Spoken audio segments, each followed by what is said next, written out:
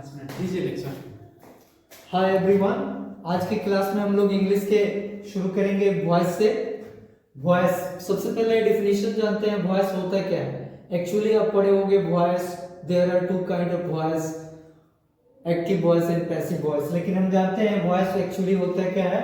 Voice is a subjective and objective process to express a sentence. कोई भी वाक्य दो तरीके से प्रस्तुत किया जाता है, एक सब्जेक्ट को मेन बनाकर और दूसरा ऑब्जेक्ट को मेन बनाकर।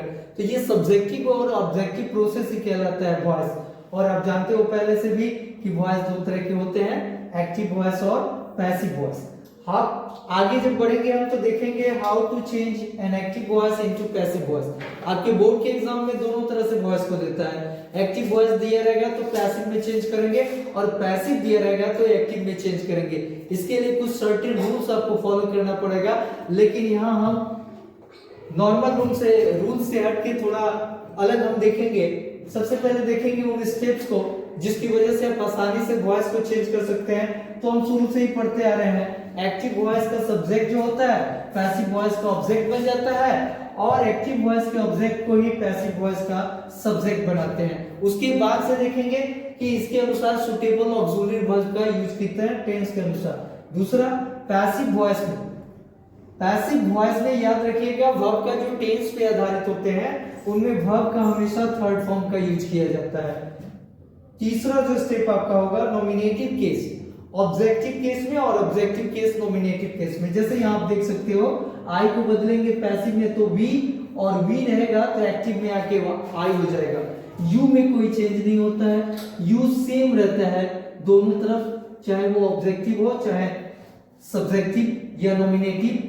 जैसे वी रहेगा तो इधर जाके अस हो जाएगा और एस रहेगा तो भी हो जाएगा। इस तरह से हम केस को चेंज करते हैं नॉमिनेटिव और ऑब्जेक्टिव केस में।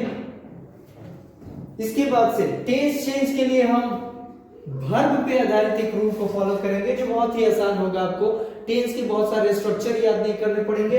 देखेंगे कैसे वर्ब पे बेस्ड हम टेंस को चेंज करेंगे एक्टिव वॉइस से पैसिव वॉइस में।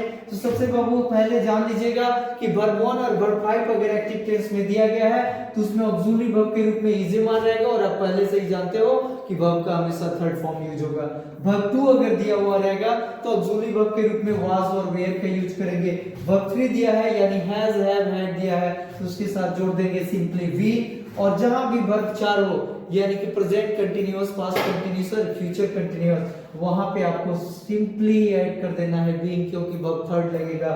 और model auxiliary verb can, could, must, में जितने भी हैं शुड वगैरह उनके साथ केवल ऐड कर देना है बी। और चलिए अब लेते हैं हम सीधा एग्जांपल लेते हैं। कुछ एग्जांपल हैं जिसको हम एक्टिव से पैसिव में बनाएंगे। चलिए एक्टिव वॉइस को देखते हैं और पैसिव में उसको चेंज करते हैं। हम यहाँ चेंज करेंगे एक्टिव वॉइस को पैसिव वॉइस में। देखिए यहाँ सबसे पहले सेंटेंस को पढ़ने का प्रयास कीजिए। यहाँ दिया है Rohit scores a century, Rohit scores a century. Verb पकड़ेंगे सबसे पहले, वर्ब स्कोर्स है वर्ब 5, ऑब्जेक्ट को सब्जेक्ट, सब्जेक्ट को ऑब्जेक्ट बनाएंगे तो पैसिव वॉइस में चेंज होगा। तो ए सेंचुरी पहले आ गया, सेंचुरी। और मैंने आपको बताया जहां भी वर्ब 1 वर्ब 5 होगा according to subject is a mark, तो यहां पे लगेगा इज। स्कोर ये हो जाएगा थर्ड फॉर्म में जाके स्कोर।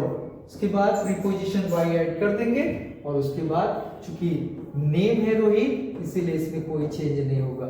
आइए दूसरा देखते हैं, वी प्ले क्रिकेट। यहाँ वर्ब का फर्स्ट फॉर्म है तो सबसे पहले ऑब्जेक्ट को हमने सब्जेक्ट बनाया क्रिकेट।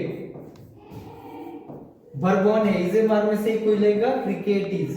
उसके बाद प्ले है, इसका फॉर्म चेंज करेंगे प्लेड बाय, और बी का हो जाएगा अस, जैसा कि आपको बताएगा तो नॉमिनेटिव केस में। आइए तीसरा भी चेंज करते हैं। इसमें वर्ब का फोर्थ फॉर्म है, सी इज ईटिंग राइस, तो राइस आ जाएगा सब्जेक्ट की जगह पे। राइस सिंगुलर फॉर्म में होता है इसलिए राइस इज बीइंग। वर्ब 4 दिया हुआ है इसलिए हमने बीइंग को प्रेफर किया है बी। ईटेन बाय, सी को बदल देंगे हर में, नॉमिनेटिव केस यहाँ ऑब्जेक्टिव केस में चलेगा। फोर्थ नंबर सेंटेंस देखिए, she has broken a chair, third form है ए चेयर सब्जेक्ट बन गया और chair has been already verb का थर्ड फॉर्म है ब्रोकन बाय हर। और लास्ट आपका है सी कैन स्पीक फ्रेंच। तो सी कैन स्पीक फ्रेंच, तो आइए देखते हैं इसको। सबसे पहले आ जाएगा French, no change modal auxiliary verb में कैन जोड़ देंगे सिंपली नियम के हिसाब से बी। स्पीक का third form spoken by her. तो देखिए कितना आसान है वॉइस बनाना, इतना आसान है जो आपको 18 स्ट्रक्चर सेंटेंस के याद नहीं करने पड़ेंगे, रटने नहीं पड़ेंगे। केवल आपको याद रखना है वर्ब के फॉर्म को। वर्ब के फॉर्म को याद रखिएगा, बड़े आसानी से आपका एक्टिव वॉइस पैसिव में और पैसिव वॉइस एक्टिव में यहाँ देख सकते हैं। एक बार फिर से फॉलो कीजिए। वर्ब 1 वर्ब 5 तो इज मार का यूज किया हमने, वर्ब 2 था तो वाज वेयर का यूज किया, वर्ब 3 था तो बीन जोड़ दिया, वर्ब 4 था तो बीन, और जितने मॉडल ऑक्सिलरी वर्ब थे उसमें हमने बी जोड़ दिया। इस तरह से बहुत आसानी से कोई भी टेंस पे आधारित आप एक्टिव वॉइस को पैसिव वॉइस में चेंज कर सकते हैं। मिलते हैं नेक्स्ट वीडियो में।